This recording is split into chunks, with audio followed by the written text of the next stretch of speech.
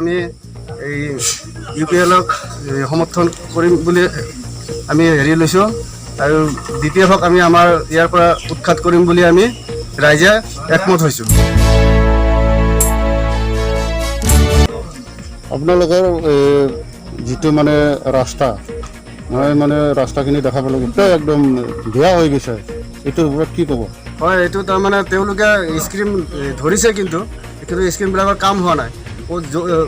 কি বুলি কয় এইবিলাক এই যিটো নেকি চাইনবোৰ্ডটো বনায়, চাইনবোৰ্ডবিলাক বনাইছে অলপ মাটি চিটাই সিহঁতে তাৰমানে পইচাখিনি হেৰি কৰি উঠাই লৈ গৈছে, ভাঙি পেলাই দিয়ে। তাৰপিছত 2 দিন পিছত ভাঙি আৰু এটা তাতে বহাইছে এনেকৈ নতুনকৈ। তাৰপিছত এই যিটো নেকি এই কি বুলি কয় এইটো এই ডুং মেৰামতি সিহঁতক ডুং মেৰামতি নকৰাকৈ পইচা উঠাই লৈ গৈছে। তাৰপিছত আমাৰ স্কুলৰ পুখুৰী ৰাজহুৱা পুখুৰীৰ পইচাটো তেওঁলোকে তাৰমানে একো কাম নকৰাকৈ পইচাটো উঠাই লৈছে।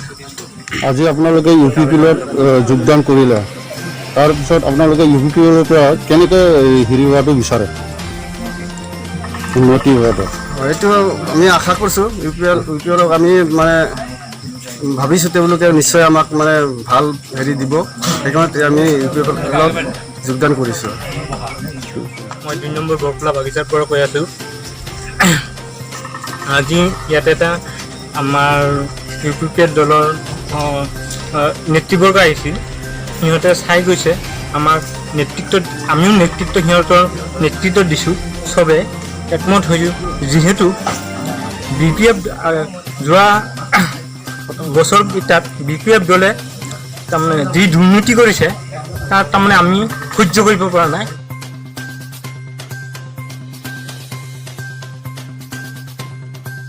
আমাৰ ৰাস্তা ঘাট আমি ঘৰ আনকি জব কাৰ্ড পৰ্যন্ত আমাৰ তাৰমানে বন্ধ লৈ নিজৰ ইয়াত লৈ তাৰমানে জব কাৰ্ড এই ধনকেইটা আত্মসাৎ কৰিছে।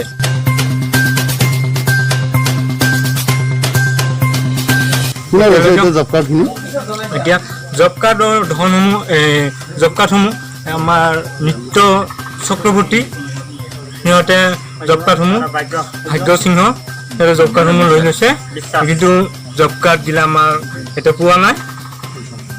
কিন্তু জব কাৰ্ডৰ যিকেইটা ধন আমি জানামতে বেলেগ সমষ্টিবিলাকত জব কাৰ্ডৰ কিবা এটা টকা আহে নেকি, মই ভালকৈ নাজানো, কিন্তু শুনিছোঁ।